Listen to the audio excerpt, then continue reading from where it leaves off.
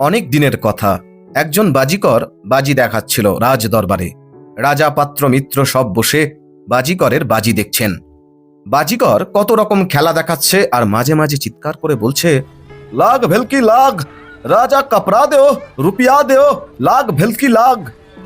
সকলে অবাক হয়ে বাজি দেখছে। হঠাৎ একটা বিপদ হলো। বাজি দেখাতে দেখাতে বাজিকরের তালুর কাছে জিভটা কিরকম উল্টে গেল।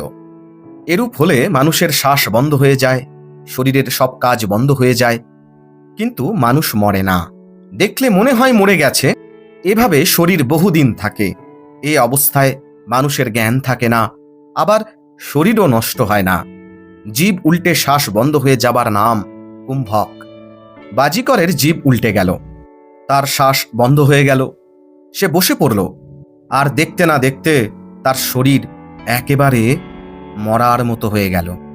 সকলে মনে করলে বাজি দেখাতে গিয়ে কি গোলমাল হয়ে লোকটা হঠাৎ মরে গেল। তারপর রাজার আদেশে একটা ইটের কবর তৈরি করে তাকে সেভাবেই পুঁতে রাখা হলো।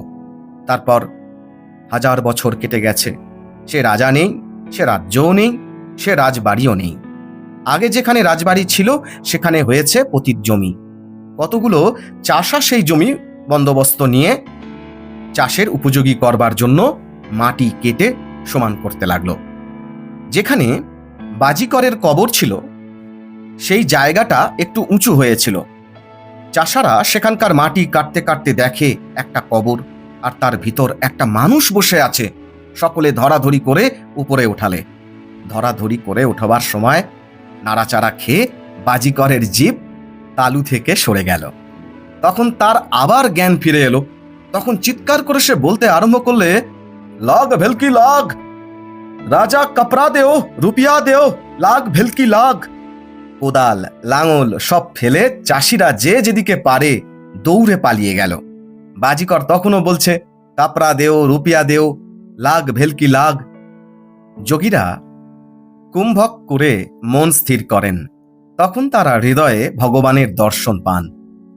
বাজিকরের মন ঈশ্বরের দিকে ছিল না, তাই এত উঁচু অবস্থা লাভ করেও তার কিছুই লাভ হলো না। ঠাকুর শ্রীরামকৃষ্ণ বলছেন, মনই সব। শকুনি কত উঁচুতে ওড়ে, কিন্তু তার মন থাকে কোথায়? কোথায় গরু মরেছে, কোথায় কুকুর বিড়াল মরেছে। এই রকম অনেক লোক আছে যারা অনেক বড় বড় কথা বলে বা বড় বড় কাজ করে, কিন্তু তাদের মন থাকে ছোট ছোট বিষয়ে, তাদের বিশেষ উন্নতি হয় না। এমনটাই অপূর্ব গল্পের মাধ্যমে বোঝাচ্ছেন ঠাকুর শ্রীরামকৃষ্ণ।